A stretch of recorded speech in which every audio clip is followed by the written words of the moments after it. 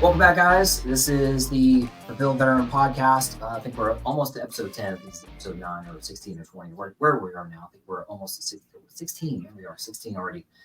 So we took July off because everybody had a lot of stuff going on, and now we're back in August. So we're meeting with Robyn today, who I'll let her introduce herself. But as you guys know, I self-sponsor, so I can say whatever the hell I want to. And like I was talking to Robyn about behind the scenes, that you can't have the truth and clarity while being in a state of fear and, I can't have a sponsor or a sponsor, I'm going to make a sponsor mad, or who gives a shit. So I self-sponsor, and I'm mostly on Rumble because that's where people like us can say what's really going on. And YouTube probably is going to just keep kicking me off or calling me ugly or whatever. I got kicked off of Reddit the other day, and I haven't even been on it in a while, so I don't even know. I know what I did. I said the truth, and shucks, shame on me. Anyhow, all right, so there's two main things you guys need to know about me.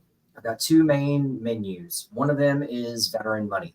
So you don't know this, but I'm the best in the world at delivering veterans their money that they've earned through their service, and I'm a consultant through that. So we're not going to talk too deeply about it today, but I just want to let you know that that's what that is. Make sure you follow my website on that.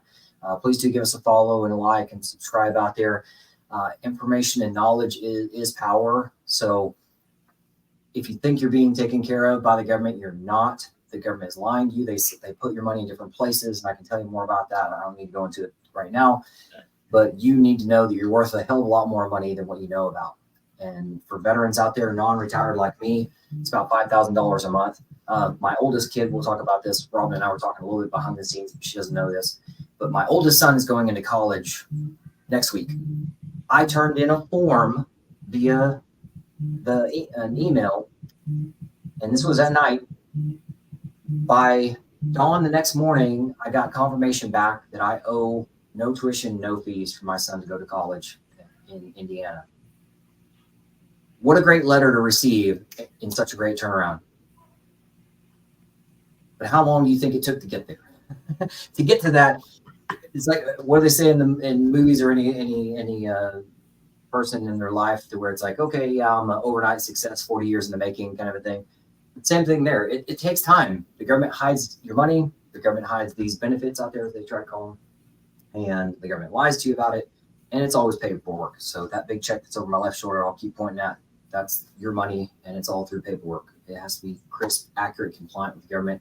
I'm the best guy doing it. I've been doing it almost 6 years and have delivered over $10 billion, $10 billion to my clients. And I know that that's a really awesome number, but I'm going to give you a worse number that the government is out there every month stealing from our veterans at a tune of $50 billion. $50 billion a month.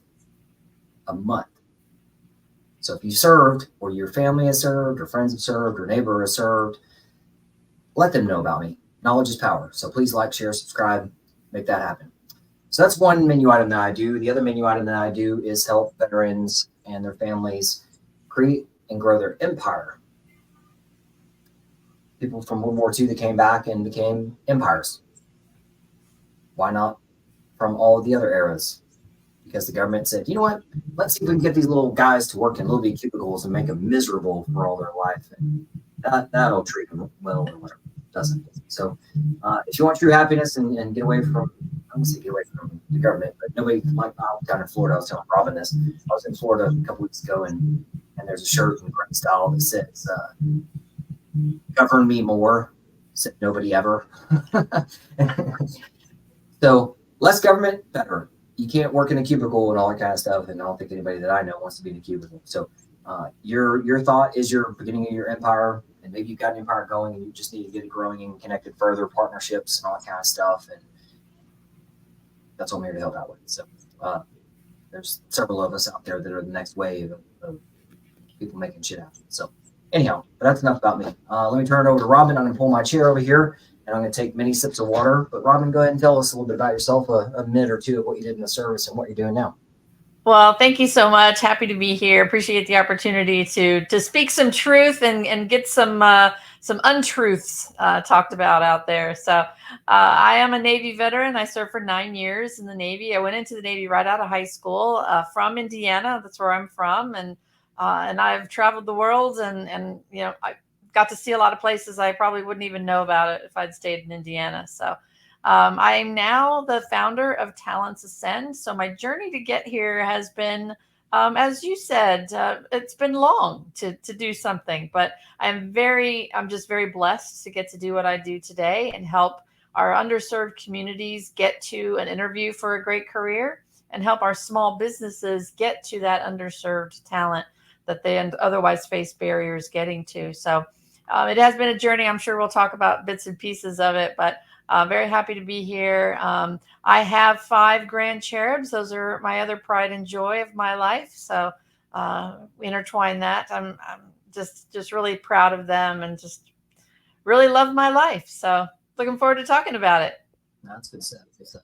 Appreciate that. And I'm glad you're here. And we may have Reed come in here at some point in time too. So just everybody prepare for that, or he may have to reschedule. So we'll see. But yeah. So what drew you into the Navy? So I didn't have, my stepfather wouldn't reveal his finances, so I couldn't even apply to go to college. And so my choices were pretty limited. I knew I didn't want to stay in Indiana right out of high school. I knew I needed to do something. I needed to belong somewhere. I excelled in school. That was really my happy place. So the Navy recruiter came to our high school one day, as they do, and said, join the Navy, see the world. And I was hooked. So that's really what drew me in. I mean, you wouldn't think Indiana's a landlocked state, not a lot of water there, so other than lakes, but yeah, and I don't regret it. I had never been on an airplane before back then. And so I'm 18 years old, never been on an airplane before. Barely been out of Indiana a couple of times growing up, but yeah, they said, hey, we can get you out of here, get you a good paying job, and you get to see the world. So I signed up. That's super cool. Where all did you go? And were you on like ships most of the time, or something different? No, unfortunately, I really had wanted to get on a ship, but my first 4 years, when I right out of boot camp, I became an assistant company commander, which is what the Navy calls their drill instructors, because there weren't enough female trainers at that point. So they took immediate recruits that had just gone through boot camp and turned them into people that were training recruits in the next wave. So I got to do that. I got chosen to do that. Very proud of that. There were only 5 of us out of the 2 companies that were there that got chosen to do that. So very proud of that. So I spent 6 months there. And then I got orders to Iceland, the Naval Air Station in Keflavik, Iceland, which I told the dispatcher, I'm like, where is that? Where am I going? Didn't even know about Iceland at the time. Beautiful country if you ever get an opportunity to go. I'm sure certainly it's changed since I was there, but spent 2 years in Keflavik, Iceland as a 18, 19, 20-year-old, which was interesting, just to say the least. Total darkness for 6 months, total light for 6 months. It was a total change, very different, very cold, as it might imply. And then I got orders to Jacksonville, Florida. So I went from very cold to very warm. I spent a year at Jacksonville, and I got married in between there to another sailor. And then I had a baby. So I had orders to Jacksonville, and then my husband at the time was stationed at NAS Brunswick in Maine. And so I moved from Jacksonville to Brunswick, Maine, had my daughter, which at the time then precluded me from being able to go on ships unless I gave up custody of her, which was never going to happen, not for the Navy anyway. And so I never got to go on a ship. And then from Brunswick, we went to Pearl Harbor, Hawaii. We spent 3 years in Pearl Harbor. And at that point, I had orders to Monterey, California. I spent a couple of months in Quantico, Virginia, doing some training, and then decided to get out on a technicality, kind of a loophole. But I just made the decision that the signs were there. I needed to get out. So yeah, those are my tours. Hot, cold, hot, cold, hot, cold. That's funny. That's good. So what got you into what you're doing now? What inspired you to do that? Yeah. So when I got out of the Navy, after 9 years of training and doing a lot of up and coming computer work, it was, the middle 80s. I got out in 88. Computers were, just starting their up and coming. So I had a lot of skills. But when I went to a resume writer, they basically said, we have no idea how to translate your skills or how to put down what you did in the military. And you're a female, go get a job as an administrative assistant. You could do that with your eyes closed. And of course, I'd been told what to do for 9 years. I said, okay, that's what I have to do. That's what I'm doing. I was a single mom and had to put food on the table. So I went to an agency and got a job as an administrative assistant, and then spent the next 12 years bouncing around in 10 different jobs in 4 different states because I just couldn't find my purpose again. I couldn't find where my skills were valued. I just faced those barriers. I could always get a job. It was about really getting a career. And so I finally started working for a Fortune 50 company, doing the same job I was doing in the Navy when I got out, but only 12 years later. And then fast forward another 13 years, and I met an Army veteran's wife, and we were finishing our master's. We met in a chat room. She commented that her husband had been out. I'd really had nothing to do with the military since then. I kind of had a bad taste in my mouth when I got out. So I just really had nothing to do with the military up until that point. She commented her husband had been out for about 6 months, could not get an interview, and he was spiraling downward. And it really just broke my heart. I mean, it was like crushing to me. How is this still happening 25 years later?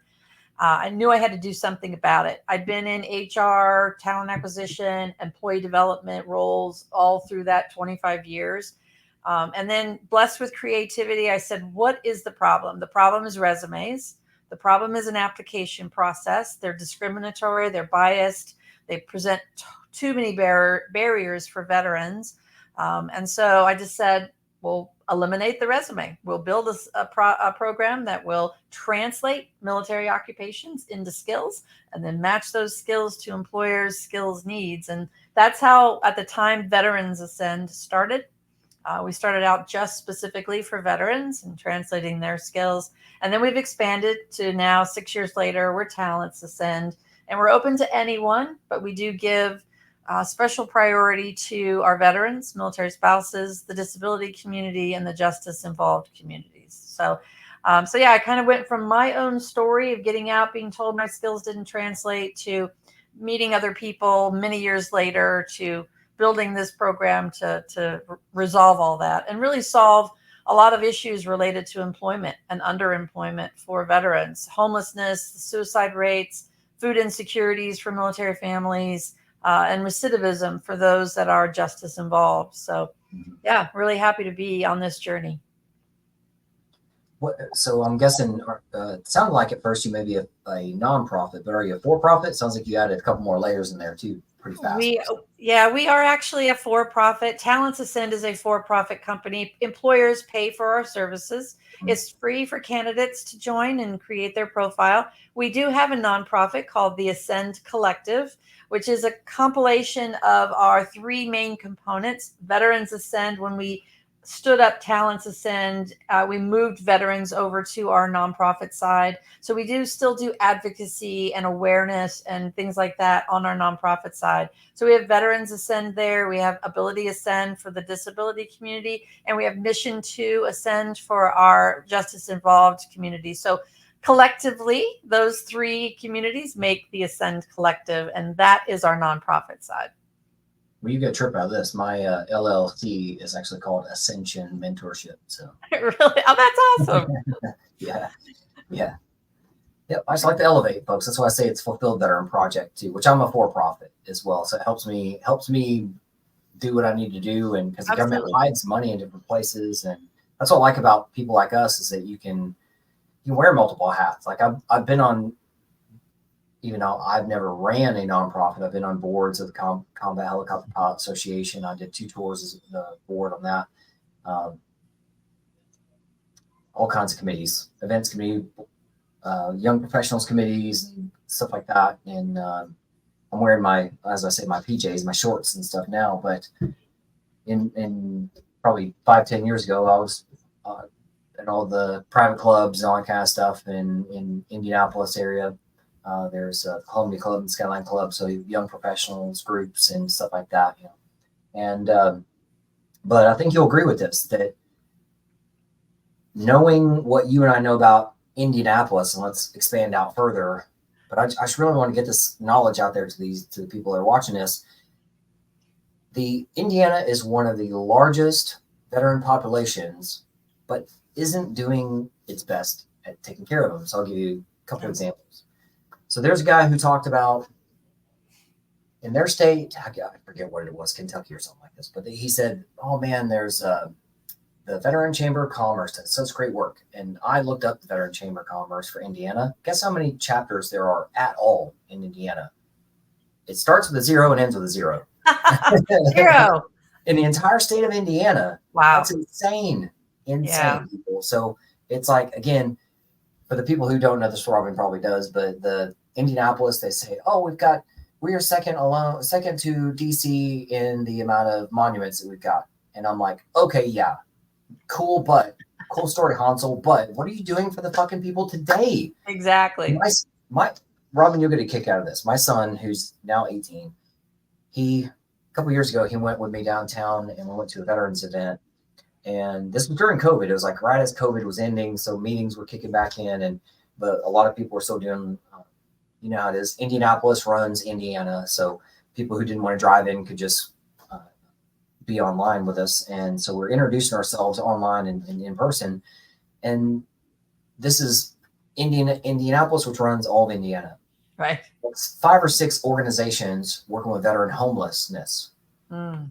Well, then we walk out the door and my son takes a look and he goes, there's a bunch of homeless people around here.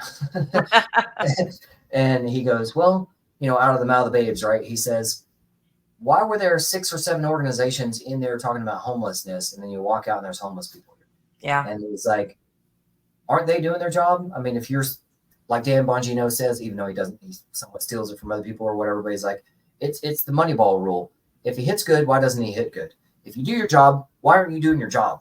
Exactly. Your job is to protect the president and the people surrounding whatever, the Secret Service, and the president gets shot and somebody gets murdered in the same day.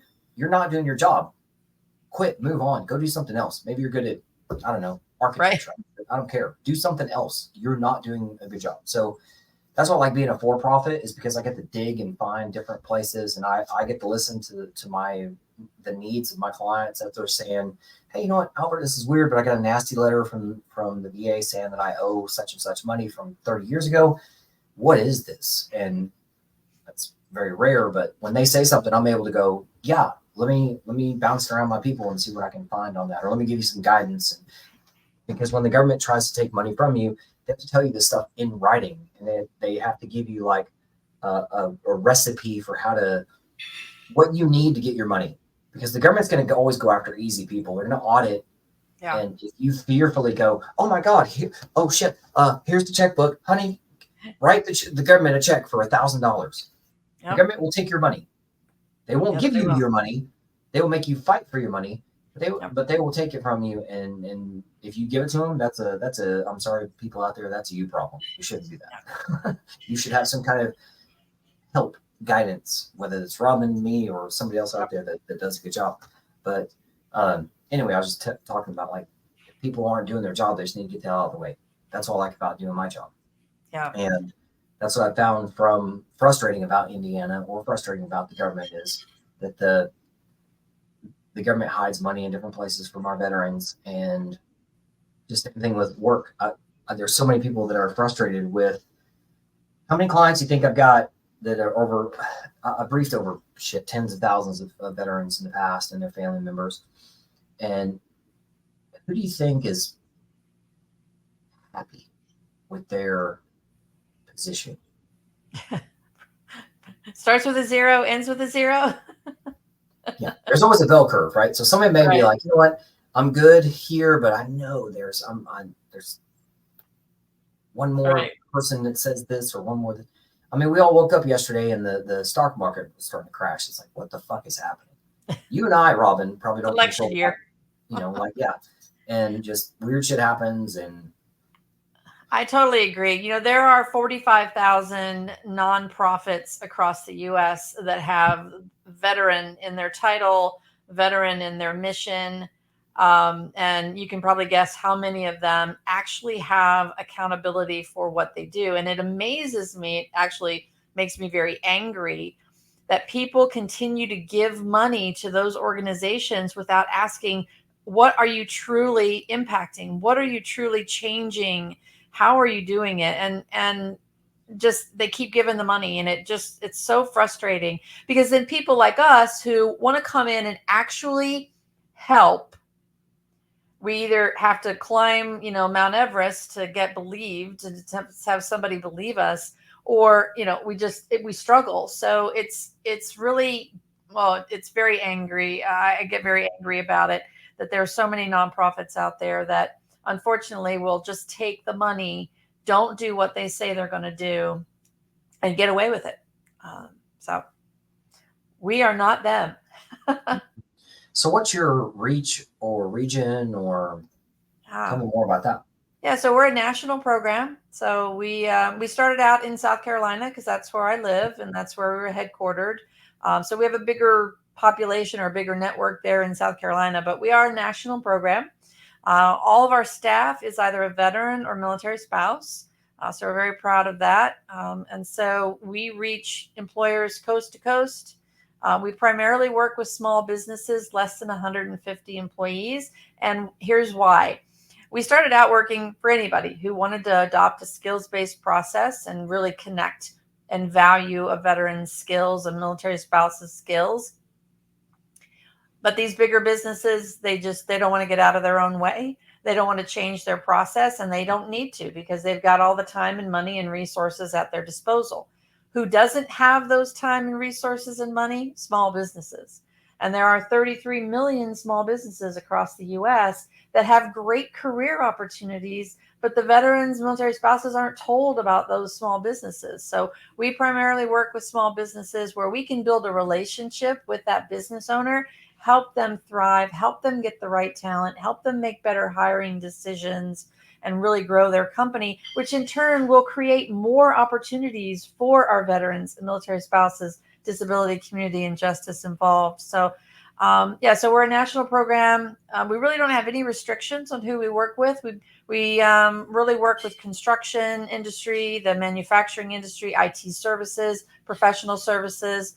We're not so much in healthcare or software engineering, because really those jobs are really anywhere you throw a cat and you can reach one of those, and really get no barriers to that. We're really trying to fight the barriers that veterans face, military spouses face, because you try to apply for a job online, and the first thing they're going to look at is your address, your education, if you have it or not, or where you went to school, your previous employer, your previous title, and your years of industry experience. And those 5 things will knock out a veteran and military spouse 95% of the time when applying for jobs online. It's ridiculous because everybody complains there's a talent shortage. Well, there isn't a talent shortage if you look at talent the right way. And that's what the message we're trying to get across. So. Tell me some stories of your ups and downs of, like, Gosh. good client story, bad client story, kind of wherever you want to go with that. Yeah. So, I've got a bunch of clients, so I know I can tell stories for days. whew, yeah, I mean, it's been a learning lesson. I've definitely paid quite a few dummy taxes in my 6 years of having this business formed. I've been doing this for a long time, and on this mission for about 10 years. We just really had the program up and live for about 6 years, a little over 6 years. We started out again as a small business. Sometimes you don't know how to price things. So we just started out, okay, we'll price it this way. We'll try that.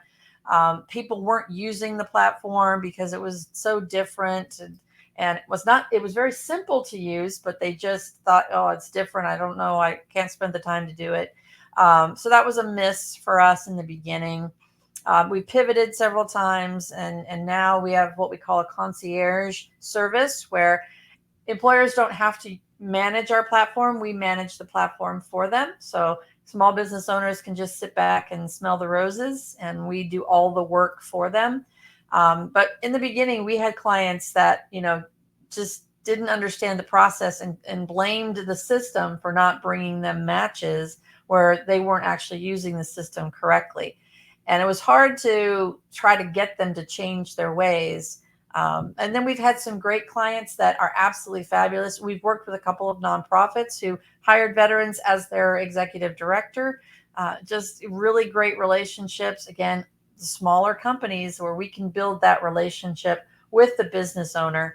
When I left corporate America and knowing that I was working for a CEO that probably wouldn't know me if he stepped on me on the street, and I was just a number in their organization, to really wanting to have an impact and really making change, you have to be able to do that in a small business. That's really the only place. And as a veteran, it gives me that sense of purpose of really helping and doing something bigger than myself, like I did in the Navy. So it's really just a great environment for veterans, military spouses to thrive in those small businesses. So yeah, we've had a lot of ups and downs as a small business that we've funded ourselves. So much like you being a self-sponsor, we've self-funded this journey, and it has not been easy. It has definitely not been easy.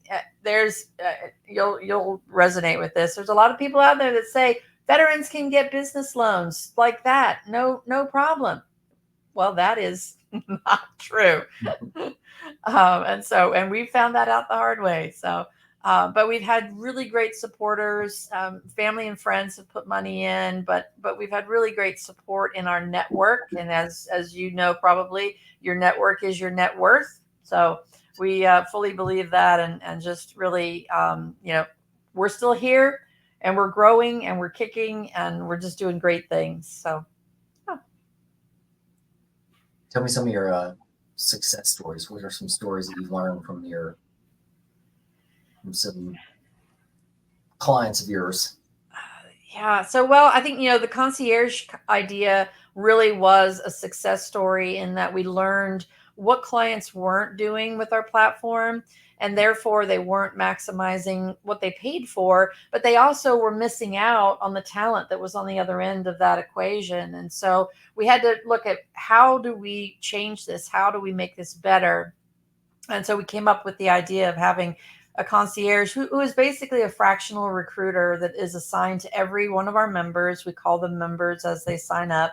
And so they manage the platform. So that really, I have to say, out of all we've done, other than originally building this great platform, that's been one of our best successes, because it really does all the things we want to do in building those relationships with the veterans, building those relationships with business owners, and then using our platform to bring the two together. It really fulfills all of that. But, along the way, we've had other successes with just really matching the right talent with the right career, which is so fulfilling when you check back in with them months, years later, and they're thriving. They love what they're doing. They have that sense of purpose again, and they're valued for their skills. So it's an entirely different conversation that our candidates go through when they get to talk about their skills versus somebody looking at a curated resume that they had to make up to get through the filters. And now somebody's looking at it saying, I have no idea. You were a machinist mate in the Navy. I have no idea what that is. No idea how to fit you into my business. I'm not even going to talk to you.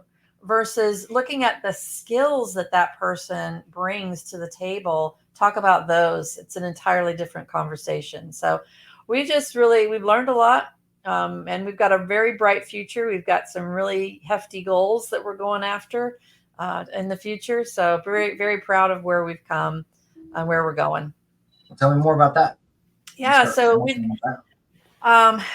obviously we want, all small businesses to adopt a skills-based process, whether they use our platform to do that. We are all also about educating small businesses.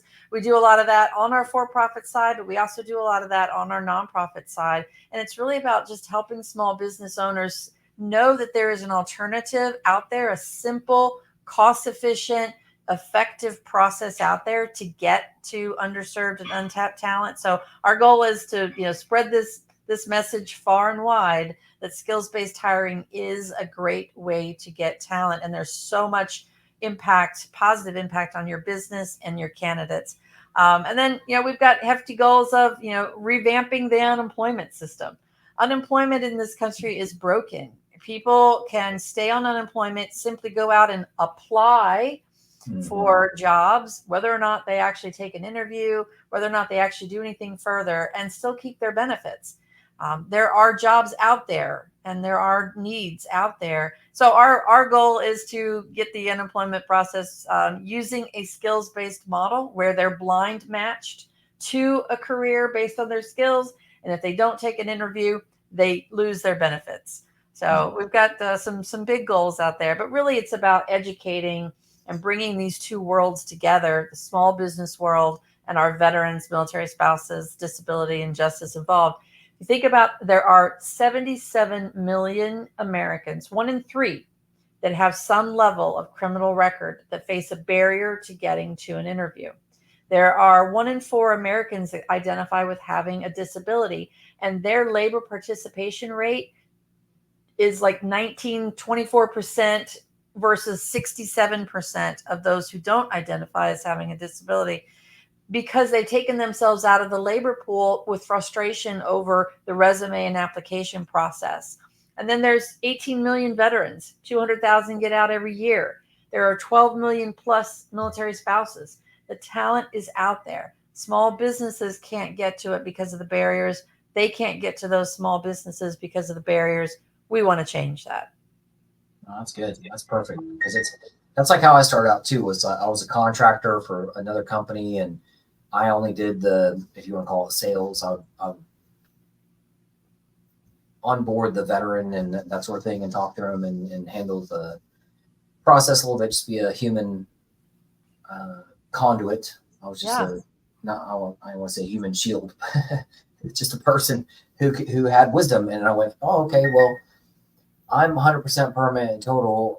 That's nice. So that gives me a lot more money and benefits to be able to have freedom. And okay, well, let me see. Month 1, I had 10 clients.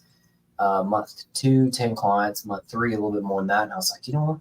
This is more than fun money. Let me see if how can I scale this to do good stuff? And then here it is, a couple of months later, I'm one of the top salespeople, if you will, making that company $2 million a year for a couple of years in a row. And even that was small. That was actually during COVID. I know you know this, of that time frame, just like, okay, we're ready to get started, and COVID hit. But I was just onboarding as COVID hit, and I just kept going. I was like, all right, let me pivot to my online, and I have a great network on LinkedIn and a lot of veterans, thankfully. And somebody was saying something today about like social media or technology, that technology moves so fast, it pretty much, let's just call it doubles. It doubles every 2 years or something like this. So almost every year it singularly does something. It grows so fast. What that means is, for veterans out there who get out and play the pity party game of, well, let me just lean on this benefit. Let me bullshit and do an online college as opposed to an in-person college or whatever. And let me slink my way slowly. Well, you're getting passed up big time. While you're doing anything out there the slow way, somebody else like me has a podcast twice a week. Right. And has marketing people in Nashville who chop that up, and has other marketing people in Texas who do other things, and have a website and all, many other things, and sales funnels, and I call them force multipliers. So for you people out there that are not participating on social media, like one guy, Robyn, you're going to get a kick out of this. A guy sent me a message, and so I text people before I call them. I'm like, hey, I'm going to talk to you tomorrow. Make sure you've listened to blah, blah, blah video, whatever. And this guy sends me a text back, and he's like, I'm not all that great on technology. Now, it's a phone call when I'm talking to this guy. But when I was talking to him, I was like, this guy doesn't sound like he's 70. How old is he? He doesn't sound silver-haired. And I was like, man, how old are you? Because I asked him how old are my clients, and just to get an idea where we are. And he's 38. Wow. Said, you're sending me a text message. A guy who's trying to help you in many ways have life-changing process. and you're telling me that you're not computer savvy and you're already throwing out an excuse. And I'm going to tell you something else too. So I came from I was a helicopter pilot. For those people who don't know me, I was a medevac pilot in the Army. So I've been around helicopters mostly. So I'm going to say aviation, but aviation industry is run by a lot of small helicopter industry is a lot of small businesses. And I was asked to be part of a think tank out of DC. It's called Heli Futures, the future of helicopters. And I'm talking drones before drones were drones and all this kind of stuff. And there's a drone academy that started, and it wasn't started by the government. It was started by the somebody out there who goes, you know what, this is something cool. We need to start doing this. Anyway, long story short on a couple of things. I don't get too far off my point. But when I go to these events, this was prior to COVID, when I go to these events and I always walk around the hiring booths because that's where, with the small company, they're there. The owner of 4 helicopters is right there, and I get to go talk to a human being who owns a business, and I get to chat with him. And I'm just like, hey, I'm just creating a relationship here. As soon as I walk up, they're like, oh, what are you looking for? Because they think I'm a pilot and I want to fly for them. I'm like, no, I'm just networking. I just want to check out what you're doing. I'm a former pilot, all that kind of stuff. And I like to get to know people. No shit, as I'm talking to a person who owns 4, there's a lady who owns 4 helicopters. There's a couple of people who own maybe 40 helicopters. And as I'm chatting, this pilot who walks up and he's got Army fatigues on. And he says, well, yeah, ma'am, I'm getting out. And she goes, okay, well, really, what do you want to fly? Well, this is the one answer that you never give. Oh, I don't care. Anything. I can do anything. And I couldn't help it. The genie's out of the bag. And, the woman already was turned off. She had already said, before he even opened his mouth, she's saying, we're out of Louisiana. We got a lot going on. She told me before he walked up that they're having, I don't call it a hard time, but they always have turnover. And that's what they do. Like I talked to you about before, there's like also a bell curve. Sure. And every industry has one. So it's like if you're a tour pilot, well, that could be anywhere from 6 months. You could do 6 months as a tour pilot anywhere. That's a lot. Touring Vegas or Grand Canyon, you're only flying the same idiot circle for 6 months. That's a lot. If you don't believe me, people go to Destin and listen to the chopper go back and forth on the beach. Like, that's all they do all day long for 6 months. That's a lot. So if anybody's doing tours for 3 years, I don't know what's wrong with them, but something. Yeah. But maintenance is always a problem. Money is always a problem. If you own 4 helicopters, you got a shitload of problems. So anyhow, this lady was looking for talent, and this guy shit the bed right in front of her. So immediately she was turned off, and she didn't want to talk to him anymore. Right. She knew that, and I couldn't help the guy because he already shit the bed. But anyway, So what? My point to that too being of my passion for helping these people is like I want to get a hold of them before their transition. If you know you're getting out, because when you go in the military, in means what's going to happen out. Right. If you go sign a contract into the military, you're going to come out of the military. Yes. It may be under your desires or under the military's desires. It may be good for you. It may not be good for you. So you just have to prepare for both. Exactly. Start networking. Get out there on social media and start reaching out to people. Start reaching out, and I think Robyn will back me up on this. Reach out to veterans in the area. That is a mistake that I made. I made the mistake of, well, I'm big shit, even though I'm 5'6". I'm big shit. I'm a war hero. Everybody's going to want to spend, 6 figures on me once they figure out who I am. Absolutely fucking not. So, well, that's what they tell you in TAP class, right? They tell you everybody wants to pay 6 figures for a veteran. So how many times do you have to tell these people, okay, I know what you're thinking, but don't let your pride get in the way of your paycheck. Exactly. Because the thing you can't pay for, people out there, you can't stop the clock. No. Time will continue. Mother Nature and Father Time don't give a flying fuck about what you did 10 years ago. Right. Nor does especially the civilian world. So the civilian world runs off of what have you done for me? Or what can you do for me quickly? Yeah. And that is mostly I like at the small business level as opposed to big corporations. Because big corporations, they don't care. They can hire and fire at will. That's why there's none of the big military talent agencies in Indiana, the entire state. There's the big three. I can't remember all their names, and they probably have changed names. But I was talking to one of them a couple years back, and I was even talking to the CEO, CFO, or something like one of the main guys. I think he was in Texas at the time, and I was like, "Hey, I know you guys are in Cincinnati. If you guys want to open up Indiana, I'm your dude." And they're like, "Nah, nope. It's a big talent agency who didn't want to do that." Right. I don't know why. We got Rolls Royce, we got Lilly, whatever. Am I glad that I didn't get swept up into that? Sure. But at the same time, maybe I could have made, and I think that's what a lot of us entrepreneurs run into as well, is that we know that we can be helpful, but you have to just honestly, and I'm not sure how much faith you have, Robyn, but I believe in God's path. Yeah. Even though I step on my own faith a little too much. So that's why I have to call him Father all the time. I'm like, okay, Dad. All right, Father. I don't say tell me what you want me to do, but I know too much. I got in my head too many times and let my pride get in between me and my paycheck. And you just have to just sometimes go, you know what? I can only control what I can control today. What can I do? Let me connect with people on LinkedIn. Let me reach out to people on LinkedIn and say, hey, you know what? You're in a place that I want to be at a hospital. I like hospital stuff or whatever, healthcare things. So it's like, hey, you're a veteran doing cool stuff at this place. What's it like over there? Can we talk? And I've had some really good chat. And no kidding, honestly, I was talking to one guy who a couple months later, I see his, he was like on one floor of, as you know, IU. There's IU, Indiana University has their health systems. So they got IU North, IU South, etc. And to include medical school for people who don't know this. And so one of these guys that I connected with only on LinkedIn, and maybe I talked to him a couple times on the phone. A couple months later, I see oh shit, congratulations. And he's now in the C-suite at IU North.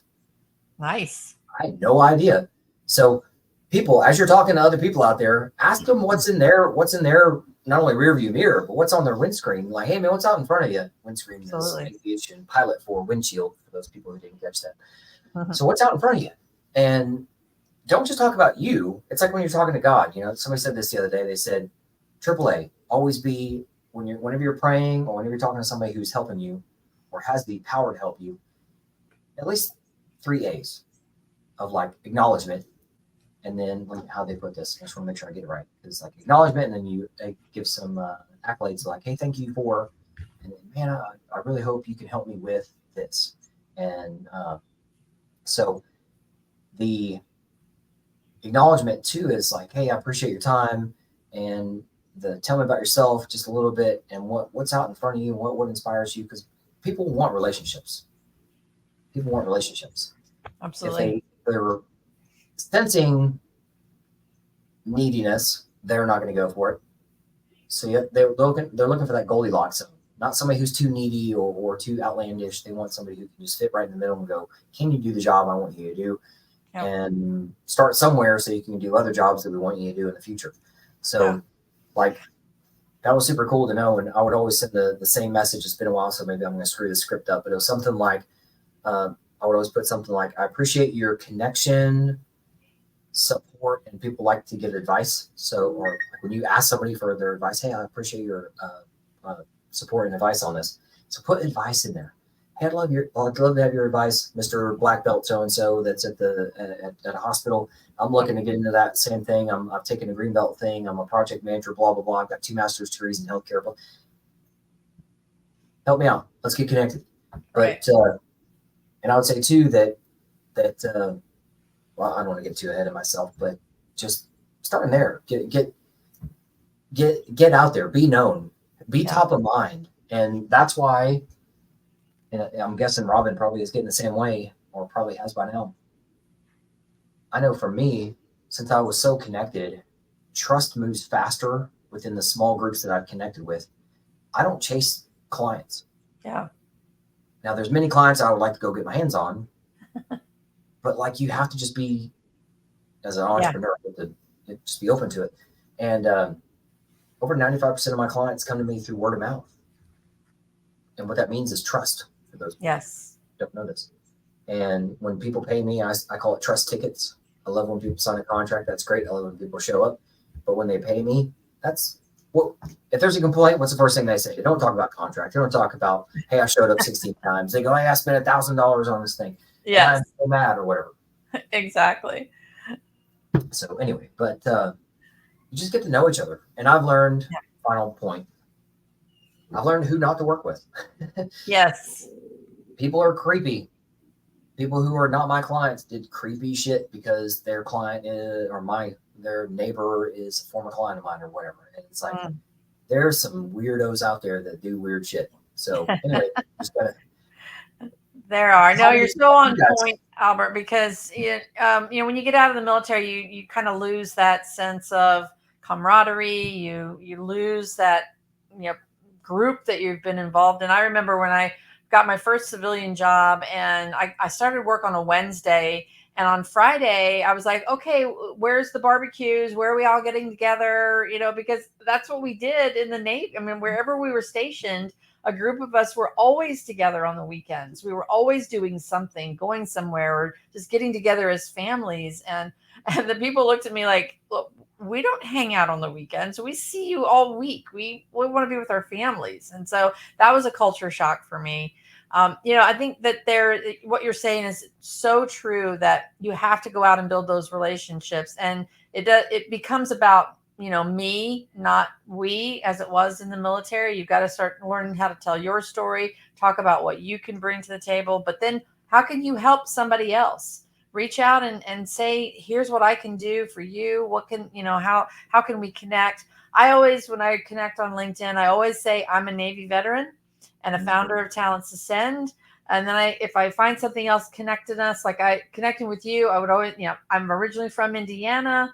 I would be honored to connect. So you should always send some personalized message as you're connecting with people, and do it with a purpose, not just, you looking to get something out of them, but more what you can do for them in order to receive back. So very good advice there. And it's hard to do that when you're first, getting out of and trying to figure out all these things that you need to do job wise. Where are you going to relocate? What are you doing? So it's difficult, but yeah, we tell people that a lot. You have to build those relationships. It's another reason why we love working with small businesses and what we do, because we get to build those relationships. We get to figure out what does your business need? What kind of people do you need? And you were talking about people that, can't just do one job. They need to be able to wear multiple hats. Well, veterans are probably one of the best community out there that can wear multiple hats. We're used to that in the military. Military spouses wear multiple hats. They're used to that, and they're very resilient and resourceful. But being able to hire from a skills-based perspective gets you those multiple skills. I was talking to a prospect yesterday, and he asked, well, how do I know, I need somebody that can do this, that, and the other, and do, not just do this. I said, well, when you put a job out on these behemoth job boards, you're asking for somebody who's done that job only. That's what you're going to get. But with a skills-based model, you ask for the skills that you're looking for, because your business needs somebody that can do multiple things. You need multiple skill layers. That's what a skills-based model will help you get to. And you can't just get there with these job boards that just make you put a job out there and say, I need a maintenance tech. Anybody shows up that has a maintenance tech in their title, I talk to. No, it's about what skills do you need. We always use the example infantry for Army. Somebody in the infantry, all these other job boards, all these other translators will translate their title to security, police officer, private investigator. But if you actually look at the skills that somebody has from being in the infantry, it's operational planning, equipment maintenance, strategic thinking, human resources, logistics. There's so much more that somebody learns in that core competency than just security. But if you look at somebody's resume and you say, oh, you've been in the infantry for 6 years, I don't need a security guard at my company, I can't talk to you, you're missing out on such great talent. The other thing we tell employers is look at your jobs from a skills perspective, not a task-based perspective. Not what tasks you need them to accomplish, but what skills are required of those tasks. because it's an entirely different conversation if you say, have you chopped down a tree before? And I have to say no. But if you ask me, do I have tool proficiencies, mathematical skills, safety protocols, if I have all of those skills, which would allow me to have the skills to chop down a tree, it's an entirely different conversation. So that's really the message we're trying to get out there, is to think about talent differently, think about what you need in your business differently. And small businesses can adopt it very quickly and very efficiently, whereas big businesses, again, like we've talked about, just won't get out of their own way. But yeah, they'll miss out. So When I think about it from two different styles of marketing, there's the bullhorn, which is gigantic corporations who they've got big bucks, billions, trillions of dollars, and they don't care. They've already got the machinery at all levels, and they just need 100 bodies or whatever. Bodies. It's just ones and zeros to them, and it shows, honestly. And but it also shows when you've got magnetic marketing through trust and getting to know people. And like my staff, even my team, they do more things than what they even know have the ability to do. I'm like, okay, as a small, let's say, a chiropractor's office that I go to, when I walk in the door, there's two ladies at the desk, and then there's like this little bitty half wall, and there's another lady over there who has more skills, and then there's the doctor who pops and cracks and all that kind of stuff. They got other items in the office like an X-ray machine and weights and measurements and books and other lotions and stuff like that, right?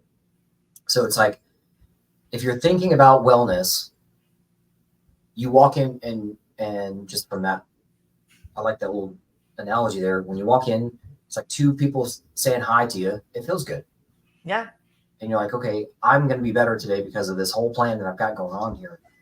And I don't know if any of the people that work at that office are veterans.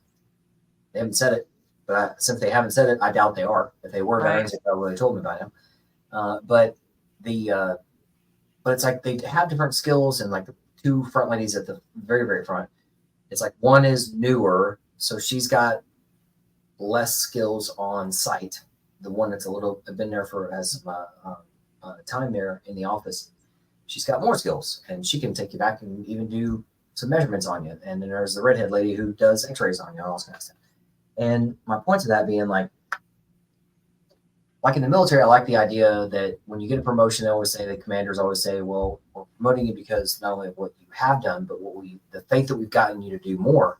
Potential. And I like that. Like that's something that we do, and that we are, honestly, that's who we are. We don't have to ingrain it as if you're like, hey, but that's what's crazy about the big corporations. Big corporations, like I'll give you a different industry. Big corporations get pissed off with computer people because computer people who are down in a basement somewhere trying to keep the machinery cold from burning up, they can get shit done in a half a day. Like IT people get stuff done, and they're like, hey, just let me know if I need to come back down here and service anything, but everything's good. Or they can punch a couple buttons from 1,000 miles away. And I've actually interviewed two IT guys who knew each other they're both Air Force guys, but they had known each other since third grade. So you can imagine the dynamic that we had having that conversation. But they said the same thing too. It comes down to not the task itself, but the human is more important. Exactly. Can you look around your area and go, you know what, I can make this better or get it done, be part of the team? Can you communicate? Because I don't care how well intentioned somebody is, if they didn't communicate something, everybody's in the dark. Yes. Everybody fails.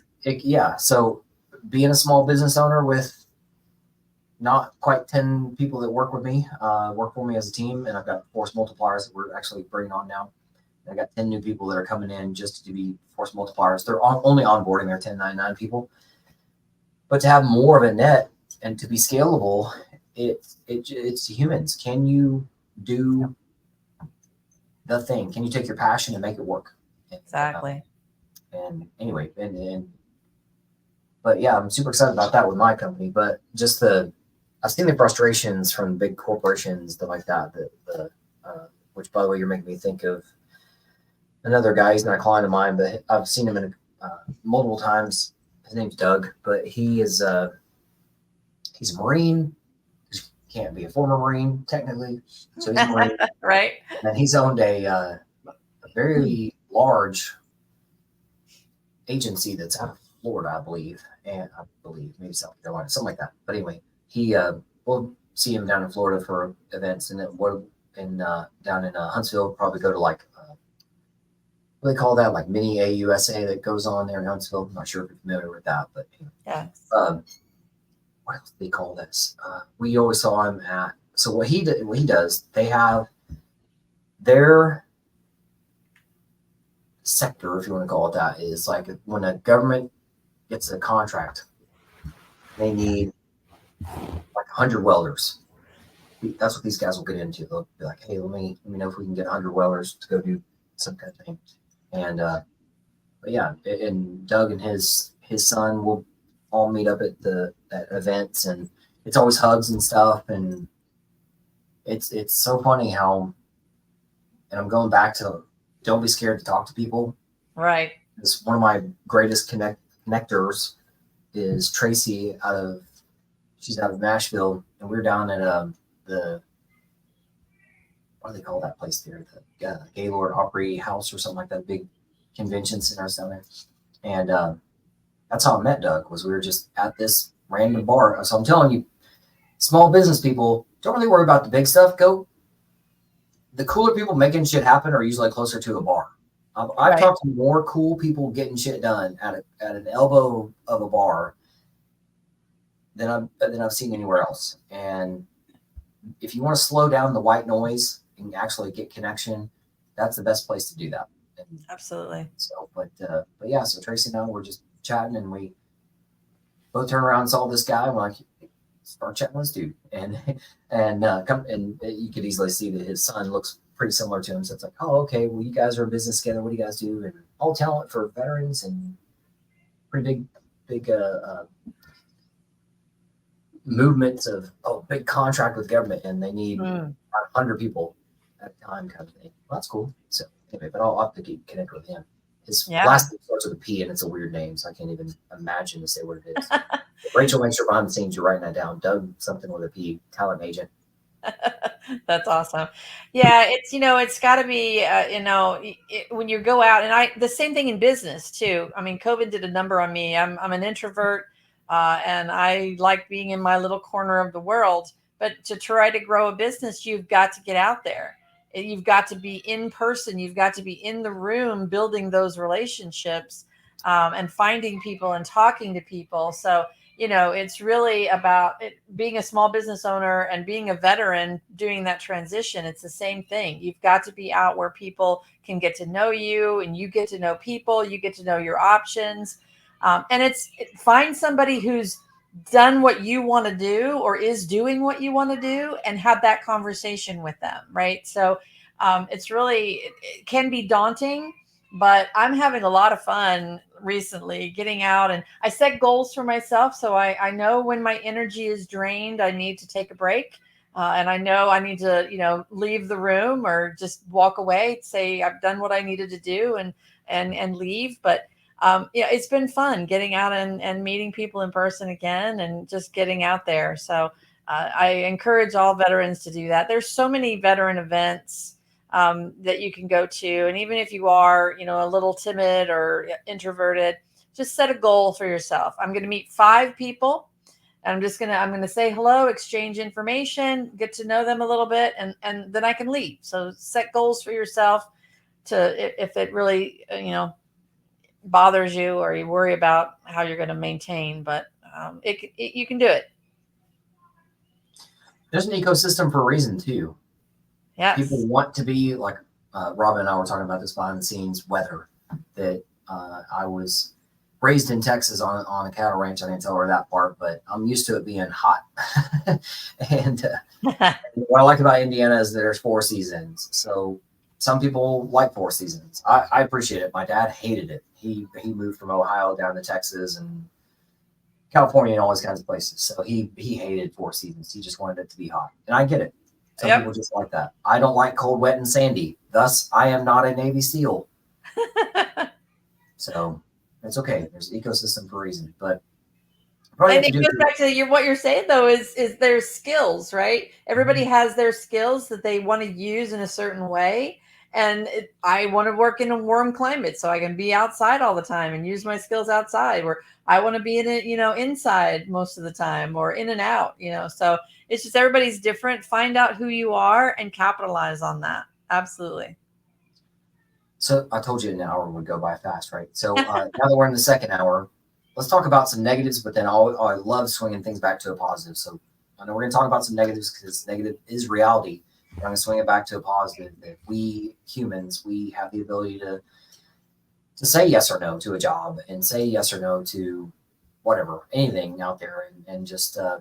But the negatives of right now are things like the economy is dog shit.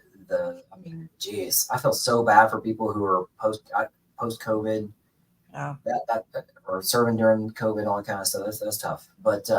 Yep.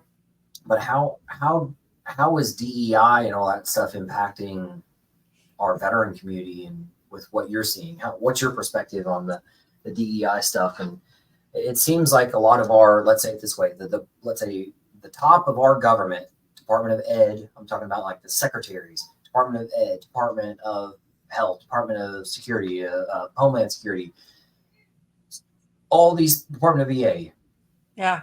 they're horrible.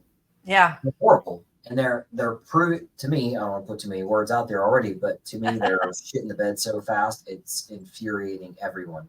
And that's even Dan Bongino, who, if you're not familiar with him, he was a Secret Service agent, and he has a very popular podcast. And Secret Service is having a hard time. You can't, like you said, skills versus the task. Yeah.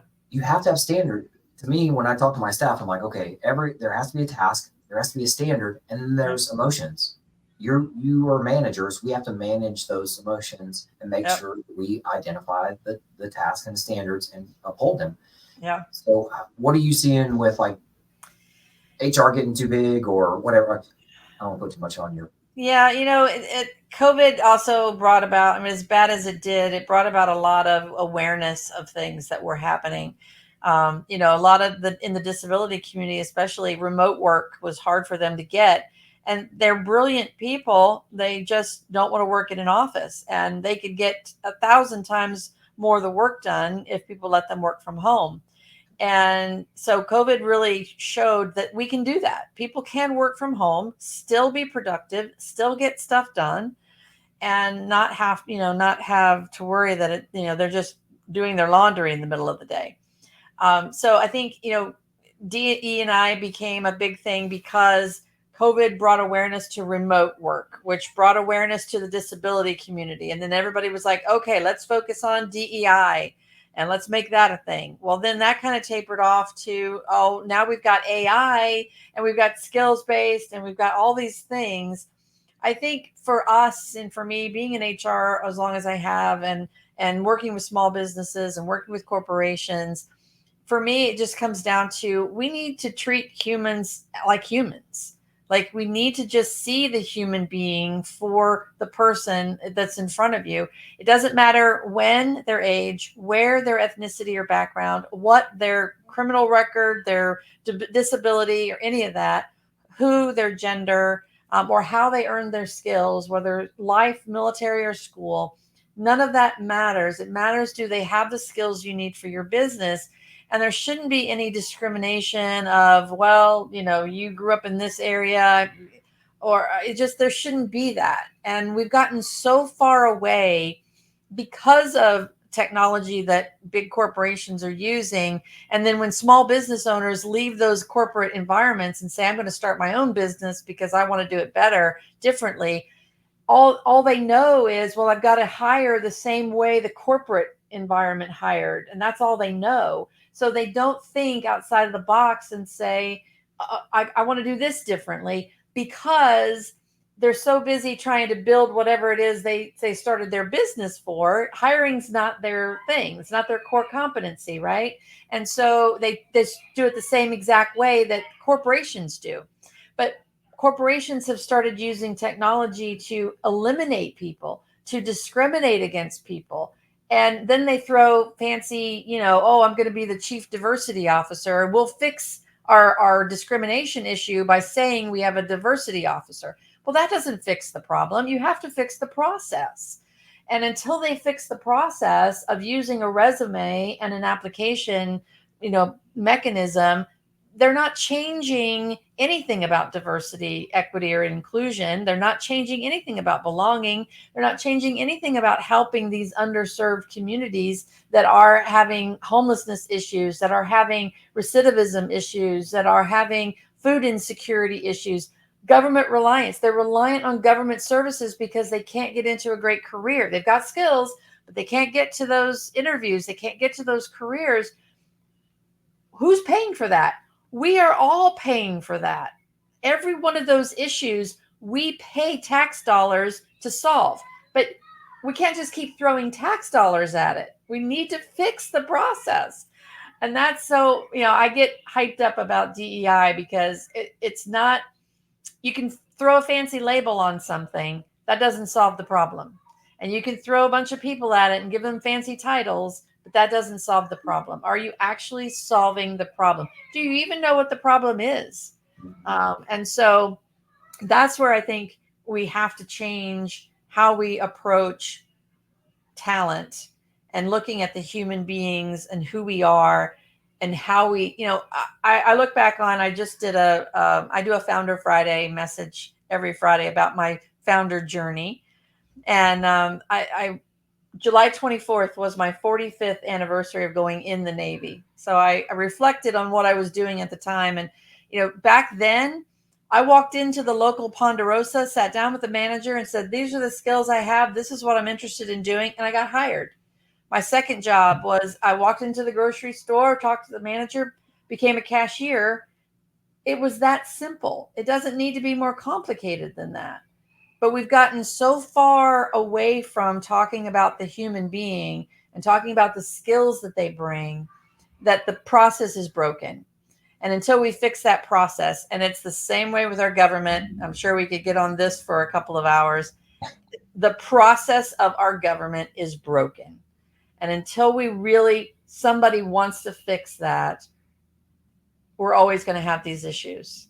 So I think it goes back to, so I'm going to say, here's how we fix the government. And I'm getting ahead of myself on the positive swing. And I'm saying this positively. Okay. As Dan Bongino talks about a lot, that the government does not create anything. Therefore, they have to just, in essence, where do they get their money from? They get their money from us, like you said. So if we don't play their game and give them their poker chips, which is honestly real fucking money, pardon me, but it's real money. If we don't give them real money, the government goes away. So imagine this. Imagine within the next 5 years, I'm the head of the VA. Dan Bongino is the head of Secret Service. And, people like Tracy, who knows a lot about from Nashville, she's part of the Department of Education. You're part of the Department of Homeland Security, but you get what I'm saying. Just like, but then what would all of us do? We'd all go, you know what? We're not libertarians, but we all would say less government. So we'd all go, you know what? Let's get rid of this government crap because government is too much of a piece of shit. And let's turn it back over to the people. The American dream is your own little slice of pie, your own little piece of the world. And it doesn't mean it's not on a global spectrum. So this whole global crap, that wasn't a thought. It was, even I was reading some more stuff or watching another video today about some Jefferson stuff, and everybody gives Lincoln the benefit of the doubt of, oh, well, Lincoln's one freed slaves and Jefferson's the bad guy. Actually, most of what Lincoln went off of was Jefferson's writings and his way of thinking almost 100 years prior, which is insane. Right. You don't even imagine what's 100 years from now is going to be like. Back then, horse and buggies, they'd be like, hey, there's probably going to be horse and buggies in 100 years. Now we're like, holy crap, we got SpaceX and all this kind of stuff. And holy shit, we don't have no idea where we're going to be. So you can go back to the fine point of we as humans can only control what we can control right now. Even the Yeah. Bible talks about things like this. Don't worry about tomorrow and 10 years from now. Just do Right. today, but just have actions today that when you look back on it and you go, oh, okay, over the past 10 years, I've done this good thing and that good thing and that good thing. And it just keeps stacking up. And I've been in rooms. That's what I say all the time. I've been in rooms with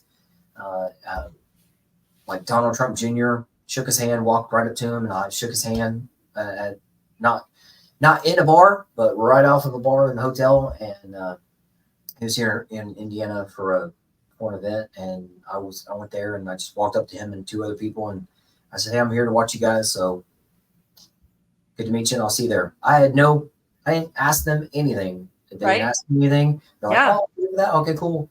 All right, we'll see you over there." I knew they had shit to do. Right. But I can now tell you, everybody, and Robyn, that I saw Don Jr. I walked right up to him, shook his hand, and Absolutely. and I now know the two other people that are there and why they were there, and I went to the event so I could just learn, and now I can use it as a story. And that's why I say, if you put effort into being in a room, yes, that's what people like you and I, Robyn, thrive on, is by going, you know what? I've been there. I've eaten that dirt. I've breathed in that air. And so I know there's a lot of guys and gals from my era who they get in their own head about, well, I wasn't a combat guy and all this kind of crap. And it's like, dude, your service has nothing to do with combat. Yeah. And combat, the people like me who went to combat didn't really want to see all the things. And all it does, it's just a different layer of wisdom of like, oh, well, I've seen what that looks like. And if I don't want to say if I could take it back, I would. But then you realize, wait a minute, we weren't supposed to be there anyway. And it makes it even more jaded. So don't get, I had a Green Beret who gives himself a hard time because he never went to combat. And I was like, dude, no. I sorry to interrupt you, Albert. I was one of those people that for a long time really felt less of a veteran because I served during the Cold War. But somebody, I was at an event and another veteran, we got into that conversation and he said, you know what? You raised your right hand just like everybody else did. You put on the uniform just like everybody else did. You didn't know from one day to the next what was going to happen, what was going to break out, where you were going to go. And so I would say to people out there who served not in combat, you still served and you are still a valued veteran. I saw a documentary a couple months ago about the Cold War and the threat of Russia at the time. And I thought, wow, I wasn't really aware that the threat was that massive during the Cold War. And at any point we could have been in a combat situation. So you raise your right hand to serve and protect. You are a service member. You are a veteran. So I agree. And same thing goes for, let's say, non-military. To me, you're serving your community. Your local community is the best. So that's where I'm going to swing it back to a positive too. Being micro local, like you could be, like I told my son, if you want to mow yards just in our neighborhood, if you have a plan and you do it well, and you start out with some experience, in a couple of years, I mean, imagine where you could be if you now he's 18, but if he had started this when he was a freshman in high school, where could he be with that? Or if he got into, now he's heading into college. So if he buys a house and rents it out in his freshman year of college, he could imagine. I mean, I didn't do shit until I was 38. If he did it at 18, right, you are light years ahead. And that goes back to Robyn's point too, that if you can get a hold of anybody as soon as possible, I don't care if they're like 14, 18, whatever, if they can make a decision or know that they're on the right path and just have a lemonade stand, mow yards, be micro local, and make an effect, get some experience. I'm not saying you have to go to college or have to be a doctor cutting people open, but just like I tell my kids, be two things. Just be kind and be useful. That will stack up so fast. Yes. if you're kind and useful, Yeah. even mowing yards, raking leaves, or those people like me who have leaves, just do something. Do Yeah. something micro local, and also getting back to people. 1000%. Especially for veterans, people are the best medicine.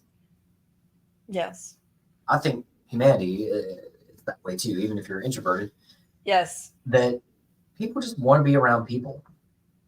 Do that at a micro local level. If it's your church or whatever, or reading book group or a movie group, or do something. There's always some kind of small group stuff. And every time that you meet somebody, my pastor was talking about that the other day, of the just the value of small groups. And of course, they had a bunch of videos from the people within the small groups, and just all kind of accolades, and just that's what's crazy when you just let go of the all the things in the world that are happening right now, like Robyn was talking about, with like the threat that's been there. There's always a threat. I mean, the sky could fall in. We have no idea if it's Russia or whomever. It could be a flood or devil or demon, and you have no fucking clue what it is. So it could be anything, and that's why you just can't live in fear. Just gotta. That's what I love about when you have faith, and that's, by the way, that's why my book thing is up in the right hand, or my right hand corner there.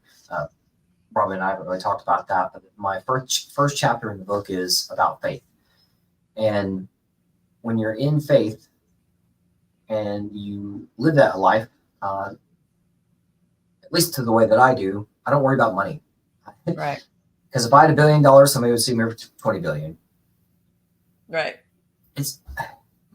Money is just another level of trust. So have I ever been hungry? Am I living under a bridge? Have I been able to provide for my family? Yep. So exactly. I'm not worried about that. So if you just go do something and get out of your pity party, as a guy said from stage many years ago, especially as a veteran or somebody who wants to serve. If you want to serve, go serve. Even if it's mowing yards or washing windows, you can make a business. I'll go back to my buddy who's had a hard life. And he and I were high school junior high and high school together. And he just started doing window cleaning. He's like, let me do window cleaning in Dallas area. And he just picked a nice neighborhood, starts doing window cleaning. Nice. A little while later, he goes, you know what? These windows are owned by people who own stuff. And when summer's not happening, winter comes around, what do they put up? Christmas lights. So he's like, let me put up some Christmas lights. So then he branches off and starts doing Christmas lights in the winter. And then he goes, you know what? I started just doing that and having more chats with the people who own the houses. Oh, I didn't realize that this guy who owned this nice house owns a car dealership. What a car dealership's made out of. Right. Freaking glass. So guess what gig he got? So he's now cleaning the glass over there and all that kind of stuff. So just guys, gals, be open to it. Be open to start micro local, start in your neighborhood. Yep. Just go do something and it'll work itself out. And I mean, this guy in his first month of hanging Christmas lights, I think he made north of $80,000. Wow. In 1 month. Just him and probably a couple of kiddos he could spend $15 an hour on, kind of thing. Oh my gosh. So I know we're heading to almost an hour and a half in here. So we think about that, like micro local, and how can we swing this to the positive? How can we be the change, as Dan Bongino talks about all the time? Be the change that you. Volunteering is a big thing. I think that even if you're not trying to, start a business or do something, but just volunteer in your local community. There are so many organizations that could use the hands, that can use the help, and you never know where that can lead, because a lot of nonprofits or organizations that need volunteers, they have big donors, and you never know where that could lead you.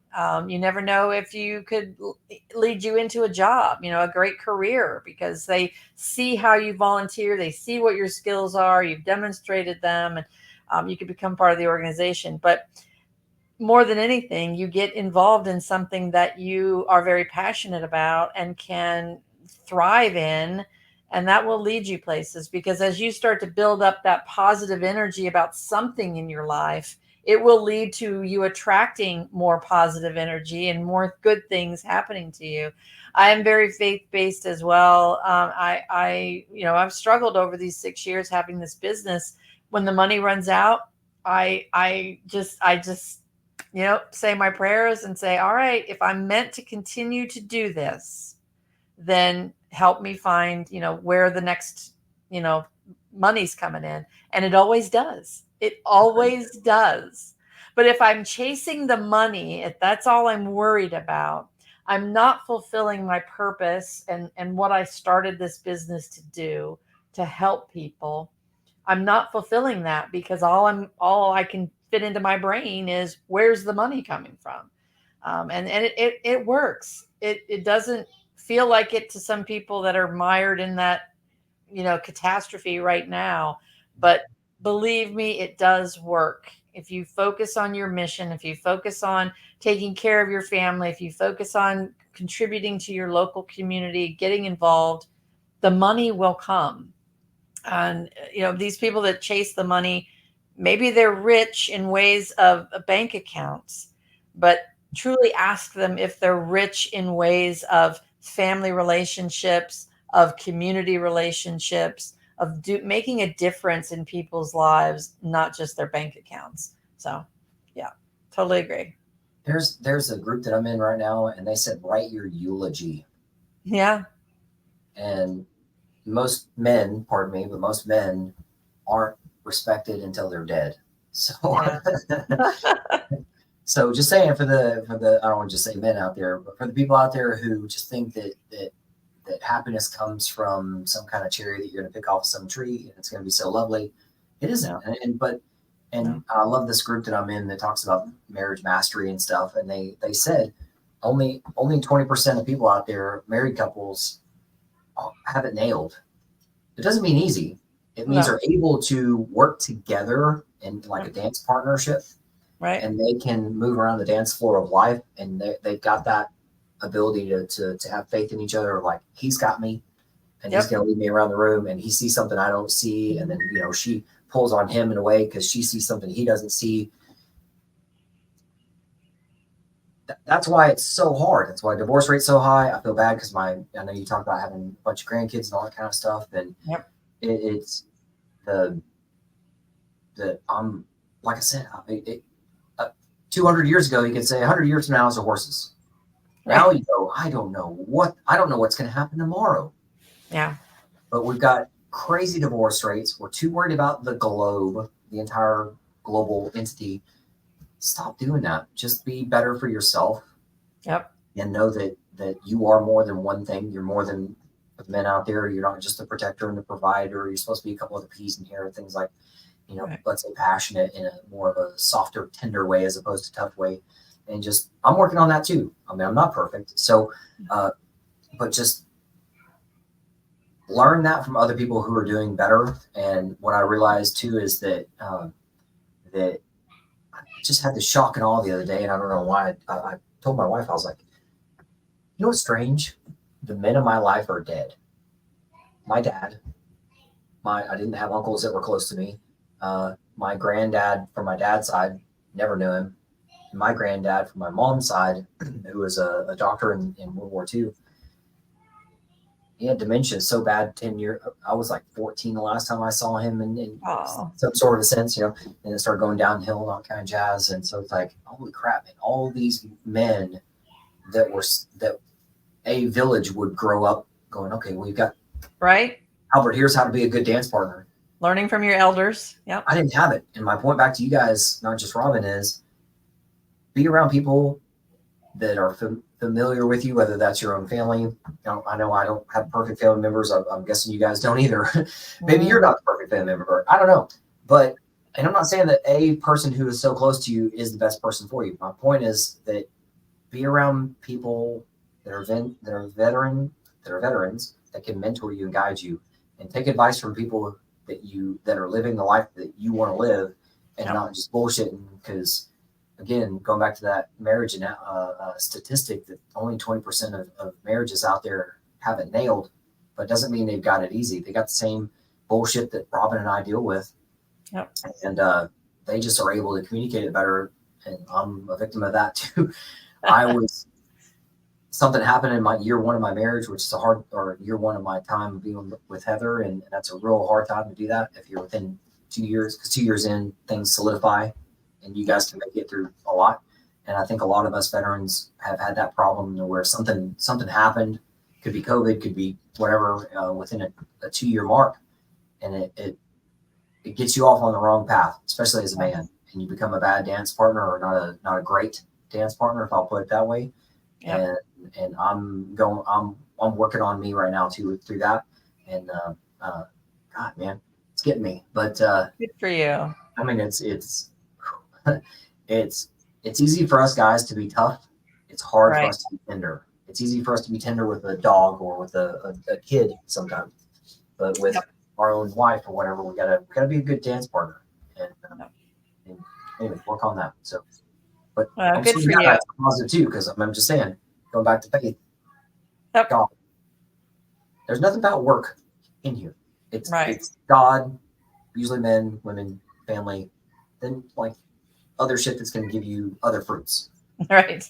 But I think too many of us get in a point where we go, okay, well, God for a while until I get the thing I want, and then work, and then jet skis and boats and vacations. Oh shit, my life sucks, and my wife thinks I'm ugly and hates me, and shit. Well, now I'm all out of sorts. So that happens. We're fallible. So well, I think the key there is the balance of that, right? And again, not chasing those material things or that money. It's how can you support? How can you said it before? How control what you can control, and just really make a difference right here. Not try to change, global warming. Change the warming in your own household, in your own career, in your own environment. And that will spread, wealth and community and good positive vibes throughout. You also hit on another key point for veterans is getting a mentor and getting several of them. Because everybody always needs somebody to talk to and run things by and play off of each other. So mentors are great. And there's a lot of great organizations out there that can provide mentors, but there are a lot of veterans out there who will be a mentor. You just have to ask. And don't be afraid to ask. So, and people that will be a mentor get so much out of being a mentor. So if you're worried about, oh my gosh, I don't want to keep taking, I don't want to just be that person who needs all the time. But on the other side of that is a person who loves helping people and gets their energy from helping people. But if you don't ask for that help, you're denying somebody the opportunity to do what they love. So don't be afraid to ask for help, which is hard for veterans, hard for men. It's hard for women who are veterans, because we had to be so strong in the military, and then, not being able to ask questions. I know I did in the, late 70s, early 80s. I had to prove I was worthy of being in the military as a female. So I could never ask for help because you didn't want to look weak. And so that was tough for me to get over. And I still struggle with that, asking for help, but you have to do it. And because people are out there that want to help you and want to see you succeed. So do it. Wise words.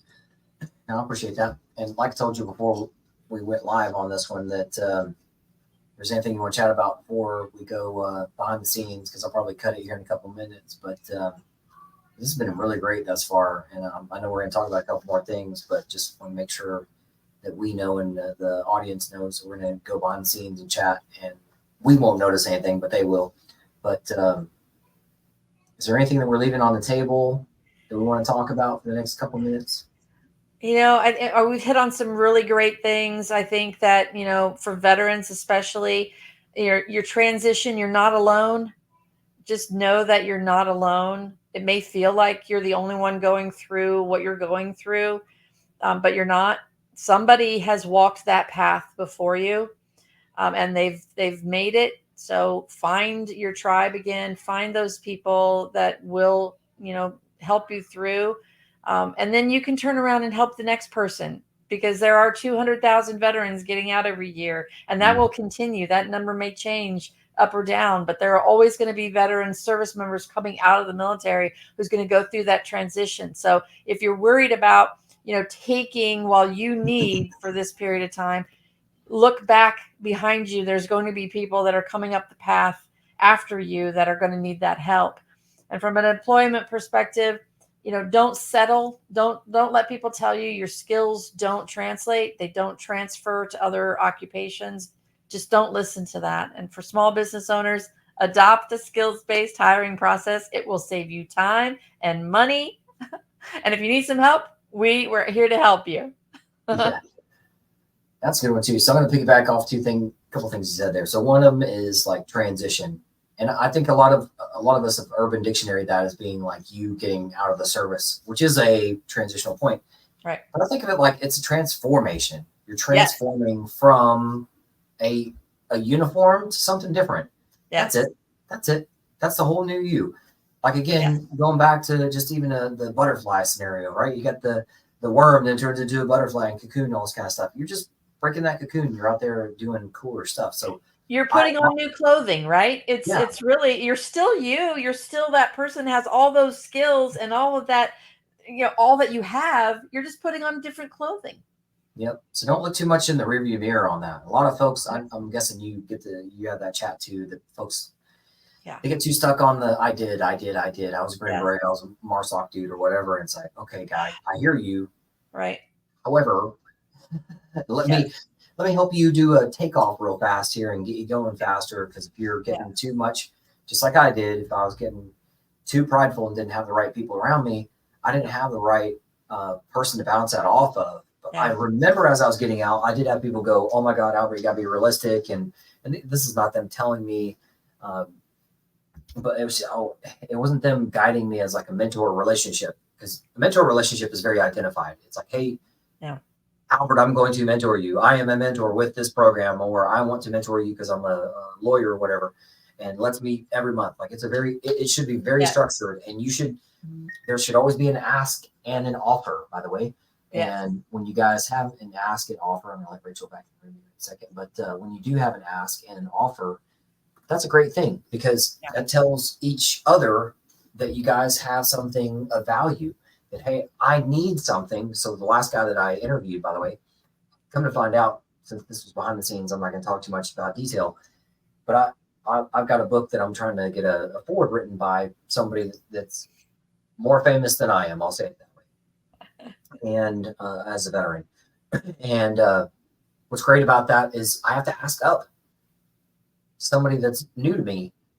And the guy that I was chatting with, he said, well, I don't know that guy, but I know two other guys that here's movie 1, here's movie 2 that are very, very famous. And I was like, well, shit. Well, my ask is, I would love to be introduced to them. I'd love to have the ability to possibly get them to write a forward in my book, which I haven't talked about this yet. So here's something good coming out. Then even Robyn doesn't know about it. Ooh. So this is not my book, but this is what it looks like. It's about this size. It's going to be just a pocket guide it's up in the corner there. It's been in the screen the whole time. It's already gone to number 1 on Amazon's pre-sale list. So we've already gone to number 1 on that. So hard part over. Thank you. And I don't like books, people. I get some people do love books. I'm not that guy. And, but I do know the value of books, in that you have to always have a person and a plan. I am a person, and I wrote down a plan. That's why it's so short and intentional, because you guys will have, when you purchase these, I want you to purchase them and get 10 of them. They're not for me, not for you, so to speak. It's for the guy that you're going to hand it to, or gal that you're going to hand it to. And it's a great idea. Again, first $5 that veterans should give. Knowledge is power. So things like faith. Chapter 1, faith. Chapter 2, other stuff. Chapter 3, other stuff. There's like 8 or 9 chapters in there. We're doing some final rewrites and all that kind of stuff, and adding a little bit more here, maybe a little bit less here. And it's my first of 4 books that I've already got a contract, already paid for, and all that kind of stuff. We already went to number 1. My next one is over. There it is. It's blue, so you can't really see it very well. but that's about the individual. Then it goes into the third book is about teams, how to be a great person within teams. And then other ones will be about like you said, recycling it to the next generation. How do you help the person behind you? Yes. And so all of mine will be like hopefully survival guides, size and style, so that anybody out there who's maybe a pilot for an airline or something can go, you know what, shit. Hey, co-pilot, hey, passengers, or hey, whatever. Here's this. I can't tell you when I carry my business cards around, I think of it like as one of my clients called it, a lottery ticket, because it's worth life-changing money. Same thing with this, same thing with what Robyn's doing. And that's what's great about for letting you guys know out there that not just about my book and Robyn's stuff, but just create your own. You are the person who knows shit that Robyn and I don't. Right. Navy SEAL, Robyn, get me on this. The Navy SEAL called me sir in an event that I host. And I said, man, I appreciate that, but please look at me as more of your brother. Yeah. I'm a guy right now who knows shit about your money. Please don't call me sir. Yeah. I'm not going to call you sir.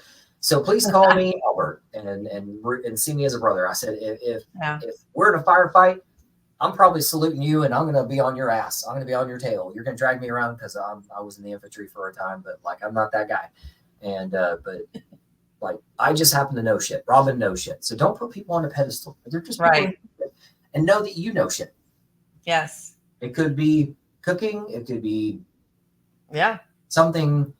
I can't even fucking think of it right now. It could be something amazing. It could be something dumb. But if it's something that you get to grow your beard out and say fuck a lot and start in your garage and you get to run it. So do it. Exactly. So bring that to a positive. Do your shit.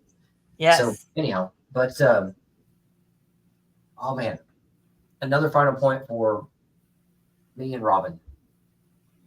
Always have an ask, always have an offer. I do these things. Robyn does these things. Now we know each other. Now we're out in front of each other. Now we're out in front of you guys too. We want to do more things together. So like I told Robyn before we went on the recording here, that I want to make sure that I've got her website address, calendars, and all that kind of stuff so that we can link up and keep in touch and have follow-ups, because we are the beginning of the next wave of awesome for America. Yes. We are the American dream. Yes.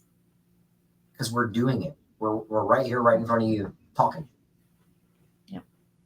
If you think it's easy, it's not. No. If you guys think it's easy, run a podcast. Try to run a podcast and have family.